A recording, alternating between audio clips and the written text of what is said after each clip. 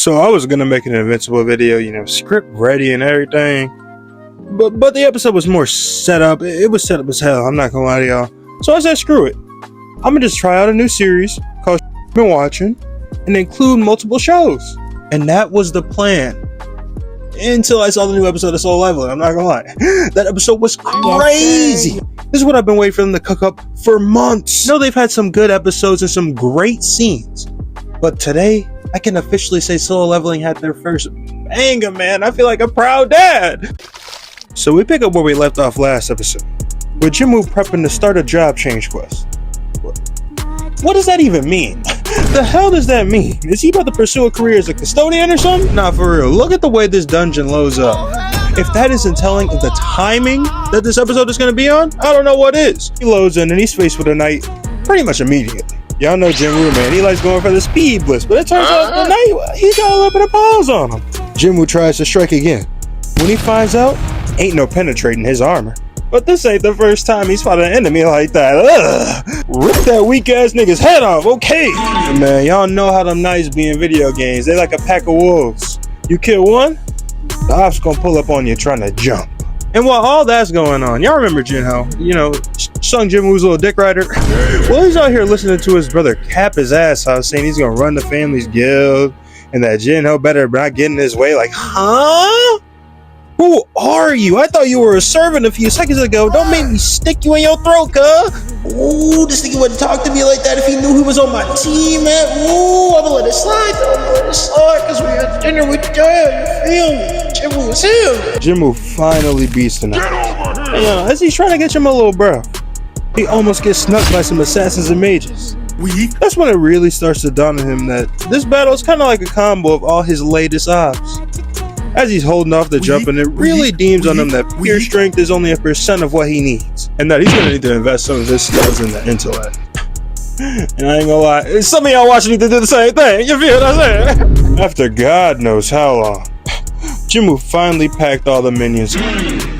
He finds out he can now equip armor too. Okay, he leveling up for real. That's my goat. It can turn invisible too, which is fine and dandy, but we all know why.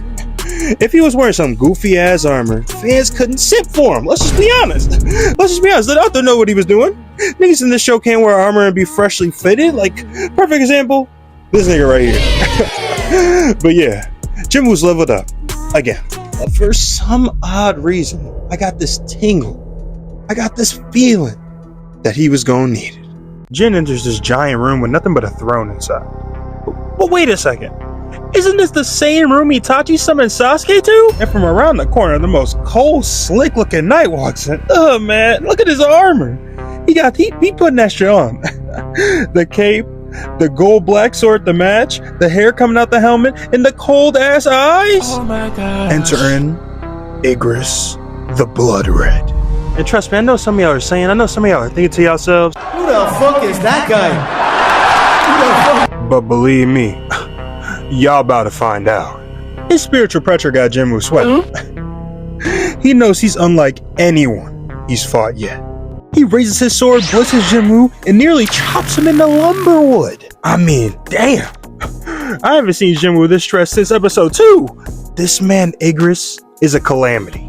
He swings against into Jinwoo flat, and then he catches up and almost ends his whole career again. It was wild in right here, man. Giving us a POV of IGRIS beating ass. Like, why do I gotta get my ass beat too? This ain't my beef. I'm like, what do you say fuck me for? Man, Jinwoo knows that he's a problem, but he's trying to solve it. He runs in again this time, going on the offensive to land a blow. But still, no dice. But can somebody please tell me why these niggas are having a Whitebeard Roger level hockey battle? Like that's what we're doing now? Man, I ain't even trying to hate. Showing the difference in their strength. While IGRIS hides in the shadows on this Bruce Wayne timing. Damn. Nigga beating my ass. Come on, nigga. You 6 foot, you about $180, you tall, you lean, you got stronger. I ain't that same bum nigga from episode 1. But I can't beat him with a weapon, I'ma be honest. I gotta go back to my roots. Jinwoo realizes winning with a weapon, it ain't gonna happen. So he decides to handle like they did back in my day. I ain't really that old, let me chill out. But he decides to handle it with them hands. But IGRIS just continues to get colder. Because he saw Jinwoo put away his weapons and he said, so we run into hands now? Bet that. So he takes all his weapons off and he does the same. It's getting ridiculous. It's really ridiculous. Really telling Jinwoo, I don't need these weapons to beat you. That's crazy, man. That's cold as hell. And while this is all going on, we learned that Four Eyes from the first episode is planning something.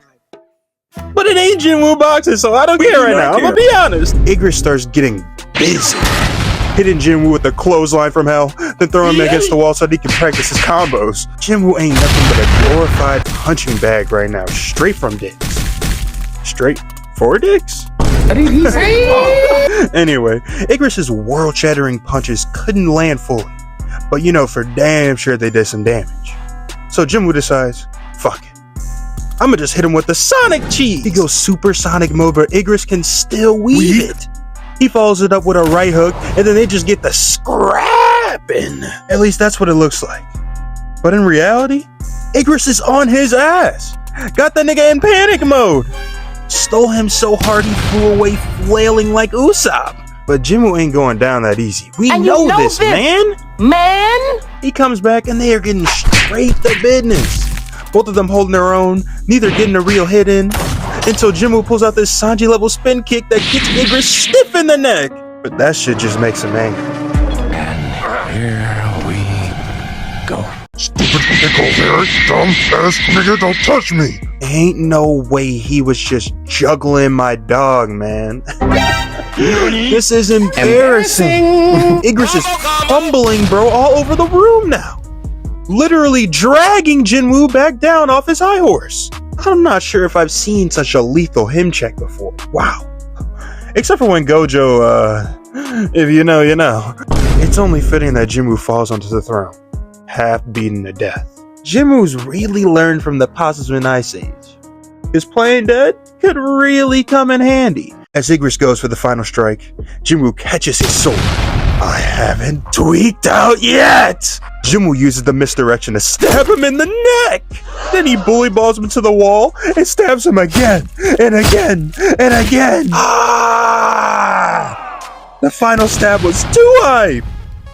IGRIS has been defeated. But even so, Jinwoo realizes one wrong move, and it would have been his funeral. But even so, Jinwoo gets some new armor, some level ups. I mean, shit, he better. And he also gets a teleportation stone. Is the job not done yet? Uh-oh. Multiple gates are opening at once, and they got Jinwoo fighting for his life. Again! He tries using all the moves in his bag, but it ain't looking that deep. So he prepares to head out with the stone. Until he gets his shit beat. Pause. Out of nowhere, and the stone goes flying. All the knights begin to run in at once. The real question is, how is Jinwoo gonna survive this? They got the the sexy Gojo. I mean, the clean ass Sakuna tee. They even got this dark and ominous but clean Itadori shirt. And for those of y'all that like wearing rings or even necklaces, they got y'all right too. You can find all this and more at AnimeExpress.store. And when you check out, use code ZA10 for 10% off. IEUE. It's a win-win. Now go to AnimeExpress.store and use code ZA10 for 10% off at checkout. Smoking in my tech, girl. Slamming in my tech, girl. Off the shrooms, I see clear. Sipping lean, I don't sip no bill. I don't pop no more perks on clear.